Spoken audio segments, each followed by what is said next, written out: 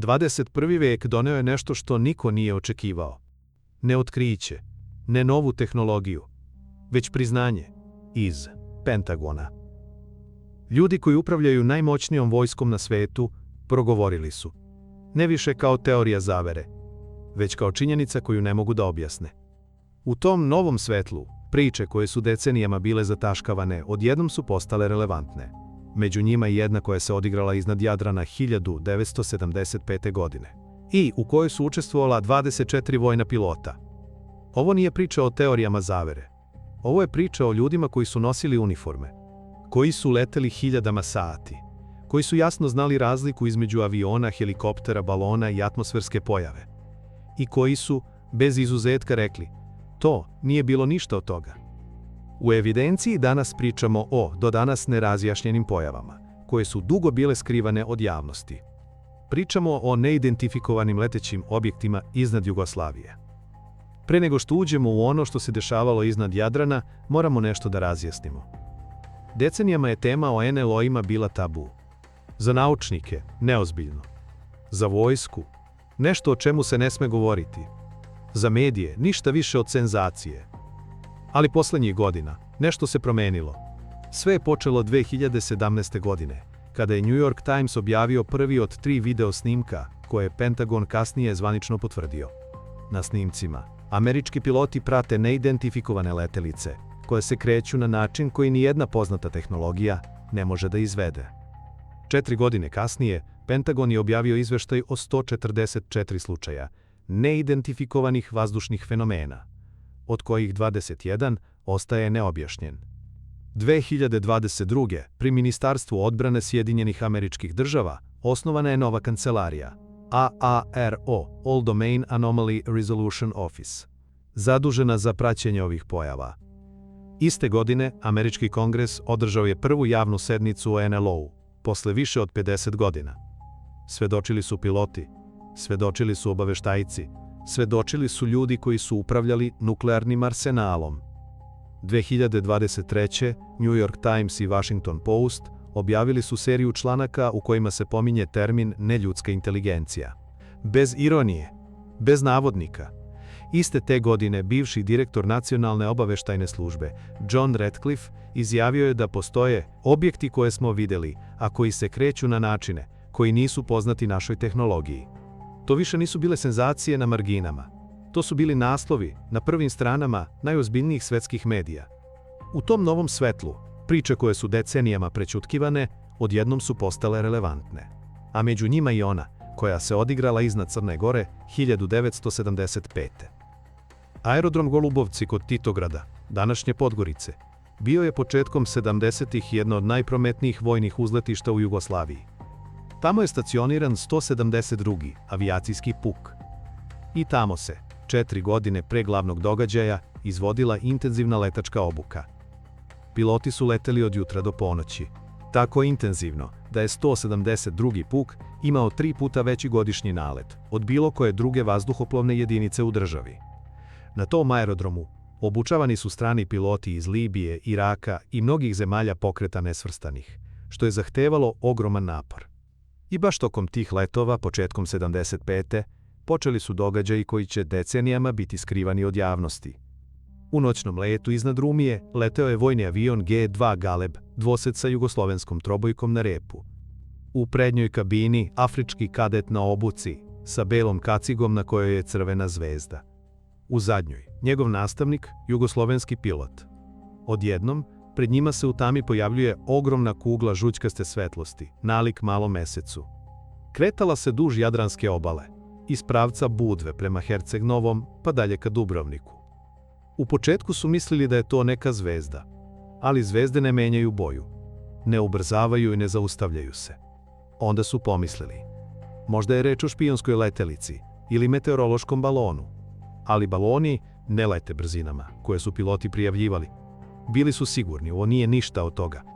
Potpukovnik Zvonko Jurjević, tada komandant 172. puka, kasnije komandant celog ratnog vazduhoplovstva Jugoslavije, odlučio je da prekine nagađanja. Pozvao je svoje najbolje pilote i rekao im, polećemo. Prvi ozbiljan pokušaj presretanja dogodio se 25. januara. Jurjević je poleteo na dvosedu, sa još jednim pilotom. Namerno je produžio boravak u vazduhu. Želeo je da proveri jednu stvar. Da li se objekat pojavljuje po nekom pravilu? I zaista, tačno 50 minuta posle poletanja prvog aviona iz pravca Herceg Novog bljesnulo je svetlo. Jurjević ga je video. Krenuo je prema njemu. Ali objekat je na pola puta napravio zaokret i udaljio se ka pučini. U svom izveštaju zapisao je: leteo sam 25 minuta, nisam mu mogao prići. Kretao se kao svetleća kugla, veća od najsjajnije zvezde, manja od meseca. Menjao je boje. Tada nije znao da će ovo biti tek uvod. 2 dana kasnije, u nedelju, Jurjević je odlučio da testira fenomen na svoj način. Nedelja je bila neradni dan. Nije bilo planiranih letova. Niko nije očekivao bilo kakvu aktivnost na aerodromu. Jurjević je pozvao 3 pilota u svoj stan. Rekao im je da pođu na aerodrom, ali bez najave. Bez uključivanja radio veze. Sa minimalnim svetlima. Hoću da vidim da li će se pojaviti ako ne znaju da letimo, rekao im je. Poletela su prva 2 aviona. Ostala su u vazduhu tačno 40 minuta. Zatim su poletela druga 2, među njima i Jurjević. I tačno 50 minuta posle prvog poletanja bljesnulo je. Ovog puta objekat se pojavio između Cetinja i Danilovgrada, na istoj visini kao i avioni u vazduhu. Jurjević je krenuo prema njemu. Držao ga je na nišanu, ali udaljenost se nije smanjivala. Onda je učinio nešto što je kršilo sva pravila. Smanjio je brzinu na 600 km/h. Zatim na 300. Objekat je usporio zajedno s njim. Udaljenost je ostala ista. U to vreme, na poluostrvu Prevlaka radila je najsavremenija radarska stanica zapadnog porekla, koju je jugoslovenska vojska imala. Navodno nepogrešiva. Profesor Aleksandar Kostić, tada mladi poručnik, sedeo je za ekranom. Na radaru se svakodnevno pojavljivao objekat veličine Jumbo Jeta 747. Kretao se iz pravca italijanskog Brindizija koridorom za Dubrovnik. Brzinom od 6500 km/h prebrisao bi Jadran, a onda na Ćilipima naglo stao u mestu. Kostić je prijavljivao nadležnima u radarski centar u Splitu. Odgovor je uvek bio isti: brišite te ciljeve. Kolege su ih zbog toga prozvale Marsovcima. Ali Kostić i njegove kolege bili su uporni. Znali su šta vide, iako im niko nije verovao. Sve dok i piloti nisu potvrdili istu pojavu. I dok je radar tvrdio da je nebo prazno, jer su mu pretpostavljeni naredili da briše ciljeve, iznad Titograda piloti su već jurili svetleću kuglu, koju su sopstvenim očima mogli videti. Posle poslednjeg susreta Jurjević je poslao hitan zahtev komandi ratnog vazduhoplovstva. U Beogradu je vest stigla do najvišeg nivoa. General Enver Čemalović, komandant ratnog vazduhoplovstva i PVO, naredio je da se sa aerodroma Batajnica pošalju supersonični lovci MiG-21, u to vreme najmoderniji avioni jugoslovenske vojske. Objekat je dobio kodno ime Vuk. Ali, kao u onoj priči o dečaku koji je vikao Vuk, kada su migovi došli, NLO se nije pojavio. Vraćali su se u Beograd više puta, jer se objekat svaki put sakrio. Čemalović je počeo da gubi poverenje u izveštaje sa juga, sve dok se pojava nije ponovo javila, i to u trenutku kada je Josip Broz Tito bio u Boki Kotorskoj. Formiran je operativni štab. Plan je bio jednostavan. Podići 12 aviona tipa Jastreb i Galeb u vazduh, rasporediti ih po marš ruti i čekati. Kada se objekat pojavi, avioni će se povući na minimalnu visinu, a par migova će poleteti u punom forsažu i pokušati presretanje. I zaista, tačno 50 minuta posle prvog poletanja, objekat se pojavio. Ovoga puta, tačno u centru kruga koji su činili avioni između Titograda, Nikšića, Herceg Novog, Petrovca i Tuzi. Svi piloti su ga videli istovremeno, sa različitih pozicija. U vazduhu je tog trenutka bilo 12 aviona sa 24 pilota, plus oficiri meteorološke službe na zemlji. Na znak, avioni su krenuli na sletanje, a migovi su otpočeli poteru. Radari su zabeležili brzinu migova od 1700 km/h.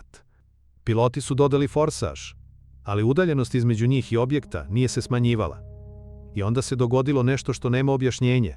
Radarska stanica na Prevlaci prijavila je da se objekat sada nalazi iza migova i da mu je brzina svega 80 km/h. Piloti su bili potpuno zbunjeni, ali i uzbuđeni. Imali su objekat u vetrobranskom staklu, pa odjednom u repu, i to sa brzinom od 80 km/h, što je bilo nemoguće. Uvidevši to, Jurjević je doneo odluku: prekid potere i povratak u bazu. Inženjer Milivoj Jugin, koga je poslala komanda RVIPVO, je prokomentarisao: ovo zemaljska letelica ovakvih osobina ne postoji. Događaji su se nastavili. Noć za noć. Objekat se pojavljivao u 50. minutu, kružio, nestajao.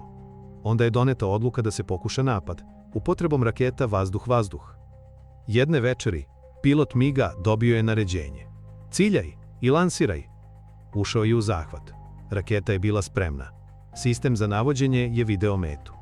Sekundu kasnije, pilot je javio: nema zahvata, raketa neće da se iđe. Tadašnje rakete K-13 imale su termovizijsko navođenje. Pratile su toplotu.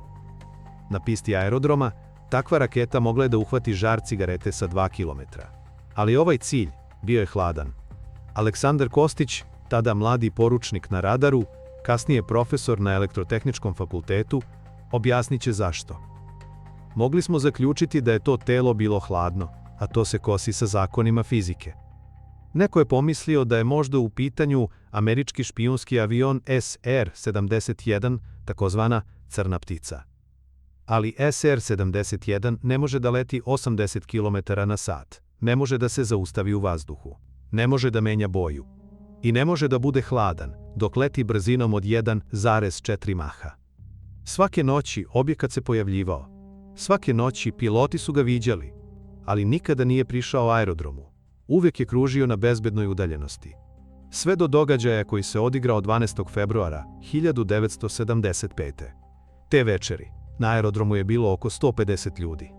Piloti, tehničari, osoblje za obezbeđenje. Planirano je gađanje na poligonu kod mesta Tuzi, svetleće bombe, obeležavanje ciljeva. Jurjević je sedeo u avionu, spremao se za poletanje. Vreme je bilo oblačno. Do 2500 metara, potpuno zatvoreno. I onda je bljesnulo. Objekat se pojavio veoma nisko. Išao je pravo prema aerodromu, sa ugašenim svetlima, a onda je upalio svetla. Ceo aerodrom je stao. Ljudi su gledali u neverici, pokazivali prstom. Potpukovnik Zvonko Jurjević prethodno je naredio da ga ignorišu. Komandir eskadrile dotrčao je do njegovog aviona. Jeste li videli? Pitao je. Ne vidim ništa, odgovorio je Jurjević. Kako ne vidite? 150 ljudi ga vidi. Ne vidim, ne znam šta da vidim. Idite, radite svoj posao i pustite njega na miru, rekao je Jurjević. Ali gledao je. I svi su gledali. Objekat je došao tačno iznad aerodroma. Nikoga nikada ranije nije video tako blizu. Lebdeo je. Osvetljavao avione na pisti. Osvetljavao ljude. I onda, samo je ugasio svetla i otišao. Posle te noći, objekat se više nikada nije pojavio. Nekoliko decenija kasnije penzionisani general major Zvonko Jurjević ovom događaju je rekao: dobro je što smo mi njega jurili. A šta bi bilo da je on krenuo, da juri nas?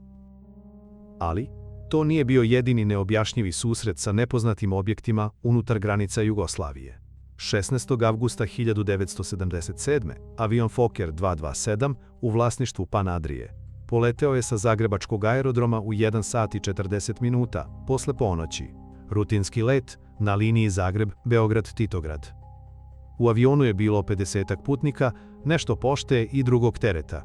Kapetan na letu bio je Dobroslav Džeba, kopilot Miljenko Bartolić i mehaničar leta Stanko Naletilić. Let je proticao normalno, na visini od 2400 metara, sve do iznad Sremske Mitrovice. Tada je posada sa leve strane ugledala jarko crveno svetlo. Kretalo se sa njima. Istom brzinom, na istoj visini, kao da im je pratilac. Džeba je to odmah javio kontroli leta u Beogradu. Prvo su mu rekli: ne vidimo ništa, ali u njihovom glasu osjetio je da mu žele nešto reći, a da im je zabranjeno. Nekoliko minuta kasnije javili su mu: vidimo ga. I vojni radari su ga vidjeli. Svetlo je pratilo avion sve do Surčina. Kada se Fokker spustio na 300 metara i počeo manevar sletanja, svetlo je usporilo. Ostalo je iznad aviona. A kada je avion sleteo, svetlo je i dalje lebdelo iznad aerodroma. Zlatko Vereš, načelnik jugoslovenske kontrole leta, hitno je došao na aerodrom. Sa balkona kontrolnog tornja gledao je u svetlo koje je i dalje lebdelo. Bilo je belo, kao da se nalazi u izmaglici. Na radaru, objekat je nestao nakon 5. prolaza. Radari su tada bili podešeni da brišu statične ciljeve, posle 5 prolaza. Ali ovaj cilj nije bio statičan. Samo je lebdeo u mestu. Na Beogradskom vojnom aerodromu Batajnica te noći stajala su dva aviona. Čekali su maršala Tita, koji je putovao na vezanu turneju. Rusija, Severna Koreja i Kina. Neidentifikovani objekat zaustavio se na samo 2 do 300 metara iznad Batajnice. Iznad mesta gde su stajali Titovi avioni. Novinarima koji su dojavili šta se zbiva rečeno je da je posredi vojna vežba. Na Surčinu, posada Fokera dobila instrukcije za nastavak leta. Vojska je u pripravnosti.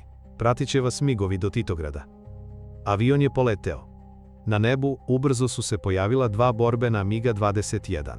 Foker je nastavio ka Titogradu. Svetlo je krenulo za njim, opet istom brzinom, na istoj visini. Kod Valjeva, kontrola leta je dala rutinsku instrukciju. Skrenite levo. Džeba je skrenuo, ali tačno ka svetlu. Svetlo je bilo toliko jako da se u njega nije moglo gledati. Džeba je na svom radaru procenio da je objekat velik najmanje 150 metara. U tom trenutku putnici su počeli da naviru ka prozorima aviona. Jasno su videli ogromno crveno svetlo, sada na svega nekoliko stotina metara od njih. Kontrolor leta je povišenim tonom rekao: "Skrenite odmah, sudarit ćete se." Džeba je naglo vratio avion na prvobitni kurs. I tada se dogodilo nešto što niko od njih nije zaboravio. Svetlo je, bez ikakvog okretanja, bez ikakvog luka, momentalno krenulo unazad. Brzinom od 7 maha, 7 puta brže od zvuka, nazad ka Batajnici. Istog trenutka, na aerodromu Batajnica uzletela su još 4 MiG-21. Vojni avioni krenuli su u poteru, ali čim su se približili, doživjeli su kvar na elektronici. Objekti su im odmicali, leteli su prema Osijeku. Dosezali su brzine koje migovi nisu mogli da prate. Negde iznad Osijeka, objekti su se izgubili, odjednom su promenili smer, iz horizontalnog u vertikalni. Visinski radar pratio ih je do 80 km visine, zatim su nestali u svemiru. Od 4 miga koja su poletela u poteru, pričalo se da su najmanje 2 oborena i da je 1 pilot poginuo. Damir Bokunić, tada nišandžija na protivvazdušnom topu na Batajnici, kasnije je svedočio da se govorilo kako su u razmeni vatre sa NLO-om oborena 3 aviona. Sa zemlje 3 svetla u vazduhu video je i Aldo Matić, bivši komandir voda u radarskoj stanici Kačarevo. Rekao je da je brzina tih objekata bila mnogo veća od maksimalne brzine bilo kog tadašnjeg aviona, čak 10 mahova, što bi bilo preko 12.000 km na sat, ali video je i nešto više. 3 svetleća objekta, sjajna kao sunce, spustila su se na zemlju, na oko 3 km od njegove stanice. Džeba i njegova posada nastavili su ka Titogradu, bez daljih incidenata, ali kada su sleteli, čuli su nešto. Pričalo se da je te noći bilo nesreća, da je oboren jedan avion kod mađarske granice i da je jedan pilot poginuo. Njegovo ime nikada nije objavljeno. Pan Adria incident ima još jednu, možda najčudniju poveznicu. Iste te noći, u 5 sati i 14 minuta ujutro po našem vremenu, u Ohaju, na univerzitetu, radioteleskop SETI programa detektovao je snažan signal. Trajao je 72 sekunde. Toliko jak da su ga nazvali wow signal. Do danas to je jedini signal koji je ikada primljen, a da mu poreklo nije objašnjeno. 2 minute pre toga ufološki detektor Madar, koji je merio promene magnetnog polja Zemlje, zabeležio je najsnažnije oscilacije ikada. Trajale su 3 minuta i 29 sekundi. 2 sata ranije, iznad Srbije, migovi su jurili nešto što su piloti videli, a radari nisu. Sutradan, Džebi je rečeno: "Nikada ne smeš da govoriš o ovome." Pretili su mu. I njemu i njegovoj porodici. Ćutao je decenijama. Godinama kasnije hrvatski ufolog Đulijano Marinković nagovorio je svedoke ovog incidenta da progovore. Među njima i Dobroslava Džebu. Njegovo svedočenje, zajedno sa iskazima mehaničara Stankana Letilića, nišandžije Damira Bokunića i radariste Alda Matića, zabeleženo je u emisiji HRT-a Na rubu znanosti, čiji je autor Krešimir Mišak. Međutim, priča o neobičnim susretima vojnih pilota ne završava se ovde. Suad Hamzić, pilot izviđačke eskadrile, imao je 3 susreta. Prvi, 1972. Leteo je na MiG-21. Na visini od 10.000 metara ugledao je blještav objekat, srebrnastog sjaja. Krenuo je prema njemu. Objekat je bio na 17, možda 19.000 metara. Onda je trenutno krenuo u suprotnom smeru i nestao. Kretao se brzinom od 4, 5, možda 6.000 km/h, rekao je Hamzić. Nije ubrzavao, odmah je krenuo tom brzinom i nestao. Drugi susret desio se iste godine, ovoga puta sa zemlje. Gledao je u nebo iznad aerodroma u Bihaću. Video je srebrnasti objekat. Prvo je mislio da je meteorološki balon, ali balon se ne ponaša tako. Odjednom je ubrzao ka zapadu i nestao. Treći susret desio se noću krajem 73. Iznad Karlovca, na visini od 5000 metara, ugledao je niz svetala. Nisu se pomerala. Približio im se. Svetla su menjala boju. Zelena, žuta, ljubičasta. Proleteo je pored njih. Kontrola leta mu je rekla da na radaru nema ničega. Hamzić je kasnije izjavio: to nije bila optička pojava, nije fikcija, nije halucinacija. Trifko Radeta, tada pitomac 3. godine Vojne vazduhoplovne akademije, leteo iznad Cresa. Dan je bio vedar, vidljivost veća od 10 km. Primetio je cilindrični objekat boje aluminijuma. Dužine oko 20 metara, širine 4 do 5. Leteo je brzinom ne većom od 100 km/h. Nastavnik je preuzeo komandu. Zajedno su posmatrali. Onda je objekat za 5-6 sekundi ubrzao neverovatnom brzinom i izašao iz jugoslovenskog vazdušnog prostora kod Trsta. Kontrola leta u Puli im je sa zakašnjenjem javila da u zoni nema drugih letelica. Radeta je kasnije učestvovao u još jednom incidentu, 1987. godine. 12 pilota jurilo je neobično svetlo duž cele Jadranske obale. Cela eskadrila, predvođena komandirom Milanom Perićem, nije uspela da ga sustigne. Svetlost nas je presrela, jurila, poigravala se sa nama, rekao je Radeta. Kretala se iznad, pa ispod nas, levo, desno. Vojni radari nisu mogli da je identifikuju. Stiglo nam je naređenje da je oborimo. Nismo uspeli. Dragutin Prepušt bio je nastavnik letenja u vojnoj školi. U avionu Galeb, sa svojim učenikom, izvodio je noćnu vežbu. Bila je zvezdana noć. Oko pola noći, iznad Bokanjca u Zadru, učenik ga je upitao: šta je ovo sa leve strane? Prepušt je podigao pogled. Na udaljenosti od 50 metara pojavila se narandžasta elipsa. Kretala se prema njima. Procenio je da je visina 3600 metara, a brzina objekta oko 900 km/h. Naglo su skrenuli i izbegli sudar. Zatim se objekat spustio ispod njih. Sada je svetleo crveno. Prepušt je pozvao kontrolu leta u Zagrebu. Nema nikoga, rekli su mu. Sami ste. Ni na jednom radaru nije bilo drugih letelica. Onda se javio kontrolor sa Briona. Rekao je: vidim ga golim okom, nisi poludeo, ali na radaru ga nema. Prepušt je učeniku rekao da nikome ne priča šta su videli. Mislio je, možda je iluzija. Kada su sleteli u Pulu, svaki je morao da napiše svoj izveštaj. Izveštaji su otišli u fioku. Nikada ih više niko nije pitao o tom događaju. Prepušt je kasnije kazao: jedan iskusni kolega mi je rekao: nema pilota koji je leteo više od 200 sati, a da bar jednom nije imao slično iskustvo. Postoji još jedno svedočenje, anonimno, ali ništa manje upečatljivo. Oficir protiv vazdušne odbrane, koji je služio na sistemu Volhov oko Zagreba sredinom 80-ih, ispričao je kako su jedne noći na radaru pratili neidentifikovani objekat. Prvi nam je javio vojnik na straži. Alarmirali su nas sirenom. Radarska stanica P-18 ga je videla. Potvrdili smo ciničkim radarom raketnog sistema. Sve smo gledali na ekranu, išao je prema Zagrebu. Bili smo spremni da gađamo. I onda se dogodilo nešto čudno. Svaki put kada bismo ga naciljali, on je odskočio. To je trajalo 15 do 20 minuta. Ljudi napolju gledali su u tu svetlost. Ne bih znao da kažem kakvog je oblika bila. Svakako je nadilazilo granice današnje tehnologije. Kada je objekat nestao, napisali su izveštaj. Svaka stranica je bila označena i pečatirana. Sledećeg dana u kasarnu su stigli bezbednjaci i doslovno iscepali stranicu. Pazite, ti dokumenti su bili označeni, a oni su ih jednostavno istrgnuli i otišli. Postoji i jedna priča koja decenijama kruži u ufološkim krugovima. Priča o jugoslovenskom Rozvelu. Navodno, u novembru 1966. kod sela Otočec u Sloveniji pao je NLO, razbio se i zapalio. Iz njega je izvučeno telo. Bilo je u opekotinama, deformisano, nije ličilo na čoveka. Telo je prevezeno u Beograd. Na Vojno-medicinskoj akademiji, pod najstrožom tajnošću, urađena je obdukcija. Kako priča kaže, sam Tito je bio obavešten. Neki tvrde da je i lično prisustvovao. Drugi kažu da je naredio da se ceo slučaj zataška. Ta priča je živela decenijama. Postojale su čak i fotografije. Crno-bele, mutne, ali upečatljive.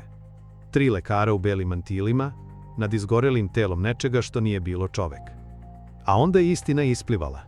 Istraživači su tragali za lekarima.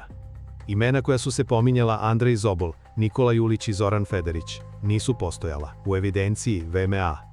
Nisu postojala nigde. Konačno, pronašli su Italijana. Zvao se Andrea Zoboli. On je priznao da je sve bila laž.